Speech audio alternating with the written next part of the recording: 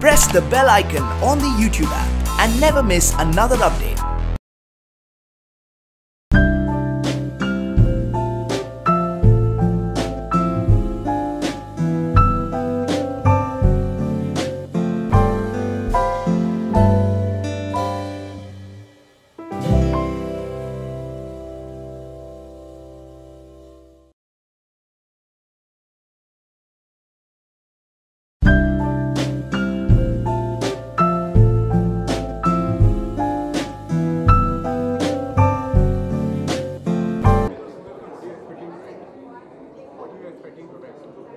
What am I expecting tonight? I'm not the one who's expecting. The nominees are the ones who would be expecting. But I expect a great night. Always like an award function is always very exciting because it's a game of suspense. There are a lot of people who are nominated, and one of them is going to be a winner. So it's always very exciting to be part of any award. And I don't think any award is big or small because every award is important. And I think it's just a reassurance for the actor that he has done good work and the audiences have liked him.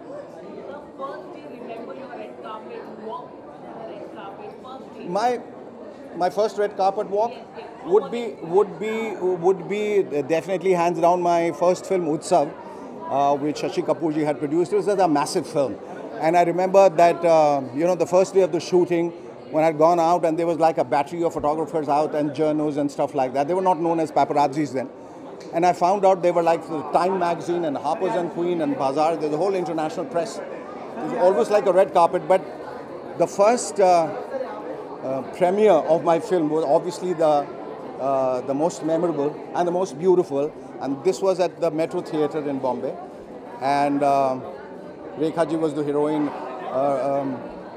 late Shri Raj Kapoor ji was there, Shashi Kapoor, Girish Karnad, and the whole lot of them, Shankar Nag, and so I had to walk the red carpet, and I was walking as the lead actor, as the hero of the film, so I was like really nervous. But I do remember that, it was probably, I remember it as one of the best moments of my life.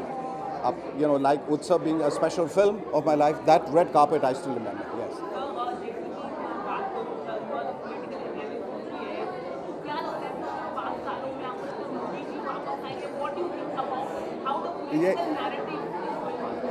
देखिए, इस पे पिछले 5 साल से लड़ाई झगड़े हो रहे हैं। पिछले 5 सालों में जाने कितने जर्नलिस्ट और कितने लोग वहशियों की तरह लड़ते हैं टेलीविज़न पर रोज़, जिनकी बातें कभी न सुनाई देती हैं न समझ में आती हैं, पर लड़ते रोज़ हैं। मुझे ऐसा लगता है कि इसमें जो एंकर है, जो भी होता है, मैं उनका नाम नहीं लूँगा, वो सबसे होशियार होता है। वो जैसे अवध के नवाब मुर्गे लड़ाया करते थे, उसमें से एक आध घायल हो जाते, 2-3 मर जाते थे, और नवाब जो है बैठ के तमाशा देखता है।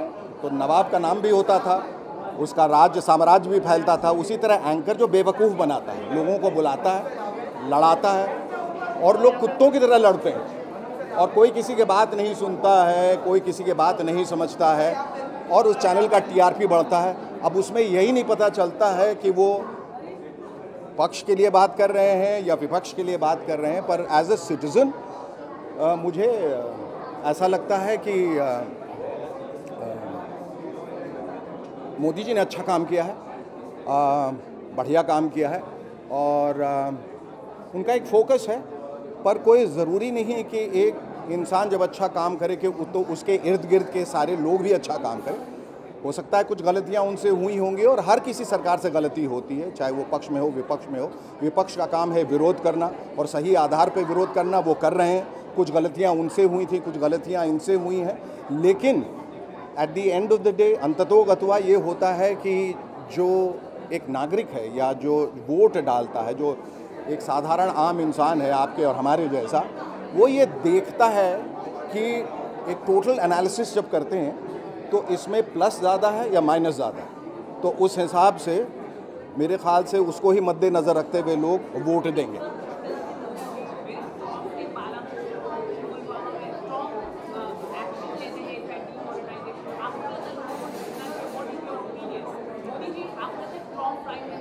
देखिए, जो हर एक्शन का एक इक्वल एंड ऑपोजिट रिएक्शन होता है। अगर आप जो भी करें, चाहे वो बालाकोट हो, चाहे वो डिमोनेटाइजेशन हो, चाहे वो जीएसटी हो, चाहे वो राफेल हो, चाहे वो सीबीआई हो, जो हो वो एक विवाद के दायरे में आ जाता है। क्योंकि उसके दो पक्ष होते हैं। एक वो पक्ष जो जो जो रूलिंग पार्टी है वो दिखाना चाहती है, और एक वो जो ऑपोजिशन दिखाना चाहती है। तो आम आदमी दोनों पक्ष देखता है, अब उसको निर्णय करना है ये कौन सही है कौन गलत है। तो ये जो इलेक्शन है, मैं समझता हूँ कि the mother of all elections. इस इलेक्शन में घमासान युद्ध, मतलब महाभारत में ऐसा युद्ध नहीं हुआ था, रामायण में ऐसा युद्ध नहीं हुआ था, जो युद्ध यहाँ होने वाला है। चाहे राम मंदिर का मुद्दा हो, मैं कह रहा हूँ कि मुद्दे बहुत सारे हैं, लेकिन अब हमें सोच समझ के वोट डालना है कि हमारे लिए, हमारे हित में कौन है, हमारे हित के लिए कौन काम कर रहा है, उसी के लिए वोट करना है।